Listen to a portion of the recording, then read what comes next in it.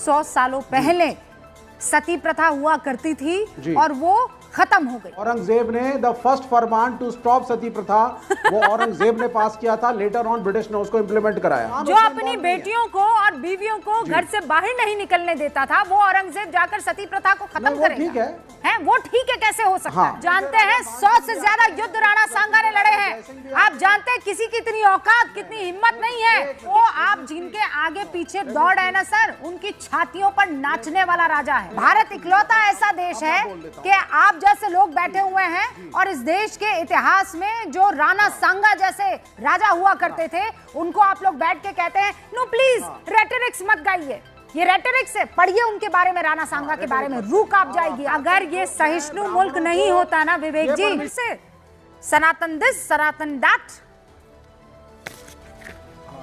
नहीं क्या प्रॉब्लम क्या है? अगर सनातन को डिस्कस करते हैं हम लोग और हिंदू समाज के लोग ज्यादा कर रहे हैं, किसी मुसलमान ने तो कोई टिप्पणी नहीं करी है आज तक, तो हिंदू समाज में हिंदू आपस में अगर डिस्कस करके किसी चीज को टीका टिप्पणी करते हैं, चाहे वो हमारे शास्त्रों में लिखे हुए जातीय डिस्क्रिमिनेशन की बात हो और या अन्य चीज़ें हो। आपने दक्षिण भारत का भी नाम लिया था, MK स्टालिन का नाम लिया आपने, वहाँ पे जो द्रविड़ पॉलिटिक्स थी उसका भी नाम ली दिए, और झाड़ू लेकर के घुंघरू बांध करके एक आदमी चलता था रोड पे और ये कहता था कि मैं दलित हूँ, दूर हो जाओ वरना मेरी छाया से अपवित्र हो जाएगी। इस पे भी डिस्कशन हो जाए।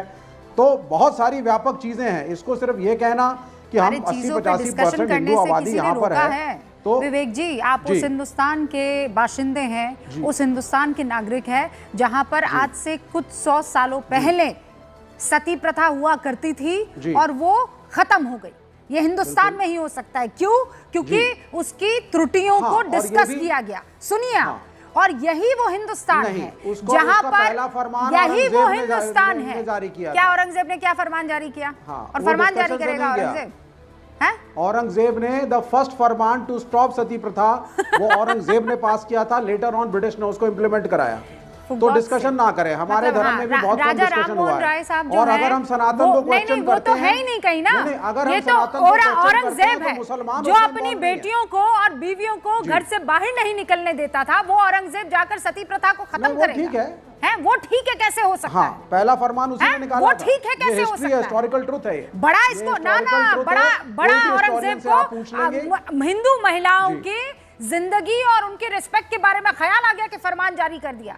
अरे औरंगजेब के फरमान का हिंदुस्तान इंतजार नहीं कर रहा। नहीं आया मैं नहीं जानता, लेकिन हिस्टोरिकली तो यही सत्य है सर। ऐसा है, आप विडो रिमैरिज को हटाया राम मोहन रॉय ने। आक्रांता के आगे आपको जो करना है करते रहिए, उससे किसी को कोई ना हम इट डजंट मैटर। लेकिन मुझे ये बताइए कि ये बहुत आसान है ना आपके लिए ये सब कहते ना कि दुर्गंध आती है इसीलिए गौशाला बना रही है बीजेपी, ये कह के बता देंगे आप? मैं तो रुबिका लियाकत हूँ, इसलिए ये सवाल आपसे कर सकती हूँ, पूछ सकती हूँ, क्योंकि मैं उसी कौम से आती हूँ। किसी के अंदर ये हिम्मत है कि कोई ये कह दे कि सुनिए ऐसा है, वहां वो मीट मछली की दुकान से दुर्गंध आती है, इसे बंद कर दिया जाए? कहेगा कोई? कह सकता है ऐसा? अब मीट मछली की नहीं क्यों नहीं, वो देखिए आती है, लेकिन उसके लिए हाइजीन को फॉलो किया जाता है। हमारे फूड इंस्पेक्टर जाते हैं, दुकानों को लाइसेंस मिलता है, तब स्लॉटर हाउस चलता है, एक कानूनी प्रक्रिया है। गौशाला ऐसे ही चल रही है, ताता भैया ऐसे ही चल रही है गौशाला। नहीं, अब गौशालाओं का, सरकारी गौशालाओं का जो हाल है उत्तर प्रदेश और पूरे भारत में सब जानते हैं। बूचड़खानों का भी हाल मैं बता देती हूँ, ये तो आपको दिखाई नहीं देता है। एमसीडी में बीजेपी कूड़ा खाती है सड़क पे, रोहन गुप्ता जी, सड़क पे कूड़ा खा रही है गाय। रोहन गुप्ता जी, केयर नहीं है किसी की। ये बहुत आसान है। देखिए अभी भी विवेक जी किसी तरह की कोई उनको वो नहीं है। मैं तो कहता रहूंगा, नोबडी कैन स्टॉप मी। इसके पीछे की वजह आप समझ रहे ना क्या है? जब भी सनातन का अपमान हुआ है तब ये सारे सोकॉल्ड इंडी गठबंधन के नेता चुप रहे हैं। जब भी स्टेलिन की पार्टी ने अपमान किया तब कांग्रेस पार्टी चुप रही।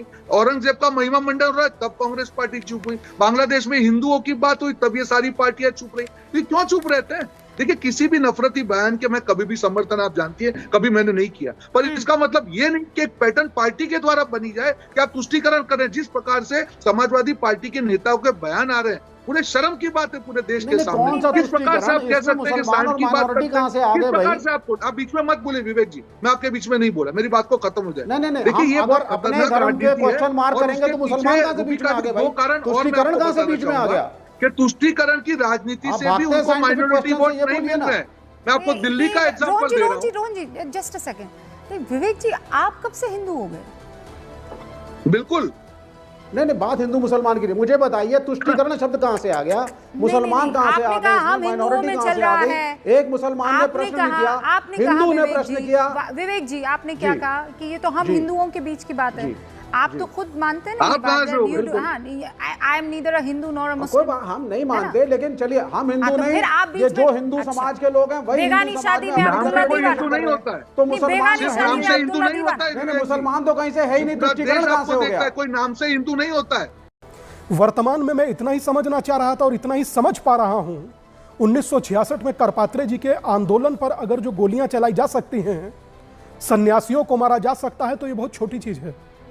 इस देश के अंदर जिस आक्रांता ने संभाजी को अंग अंग काटा हो, उसका महिमा मंडन करना इस देश में अगर फैशन बन जाए, तो मुझे लगता है इससे ज्यादा विघटनकारी देश के भविष्य और हेल्थ के लिए क्या हो सकता है।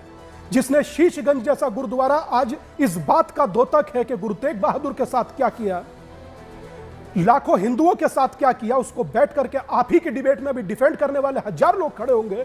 मैं समझता हूं कि इससे ज्यादा बुरा वक्त और कुछ नहीं हो सकता। मगर देश बदल रहा है, यह सबको समझना चाहिए।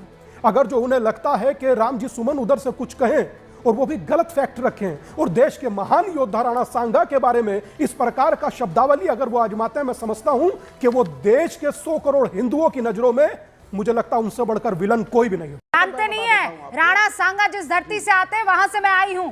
आपको पता है जब आप राणा सांगा के बारे में कोई भी बुज़दिल उठकर कुछ भी कह देता है, आप जानते हैं 100 से ज्यादा युद्ध राणा सांगा ने लड़े हैं। आप जानते हैं किसी की इतनी औकात, कितनी हिम्मत नहीं है कि एक घाव लग जाए और उसके बाद भी डटा रहे वो इंसान। और no it's not rhetoric, this is fact. I am not lying, this is fact, this is fact.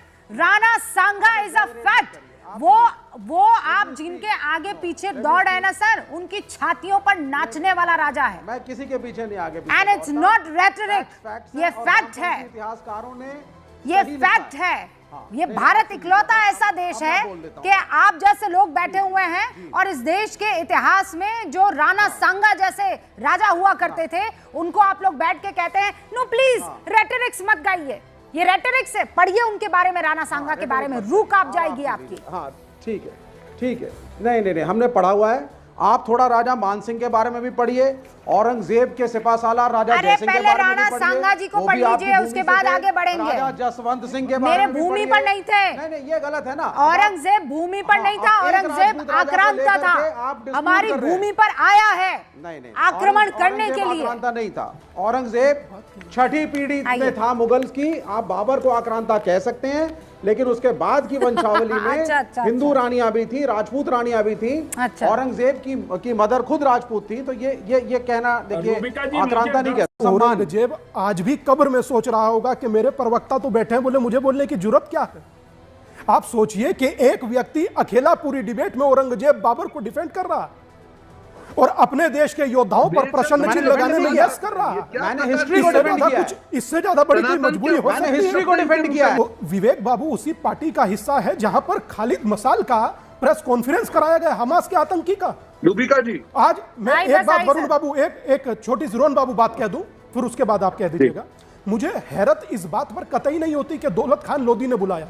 मुझे हैरत इस बात पे होती है कि विवेक बाबू आज भी खड़े होकर के, मतलब आज भी आक्रांताओं के साथ खड़े हैं।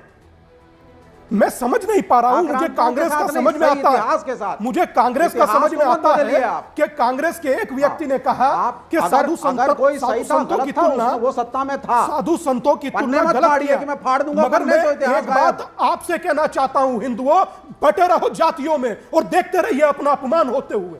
देखिए अपने साथ होते हुए नाटक को, जहां आप ही के भीतर का खड़ा हुआ एक व्यक्ति आप ही को मुंह चिढ़ाता है मंदिर में औरंगजेब का प्रवक्ता रोज टीवी पर आता है। विवेक जी रुकिए ना, बड़ा आपको दलित प्रेम है, बड़ा आपको मुस्लिम प्रेम है, बड़ा आपको दुनिया भर के हिस्ट्री का प्रेम है, लेकिन ये प्रेम जो है आप सनातन के कॉस्ट पर नहीं कर सकते हैं।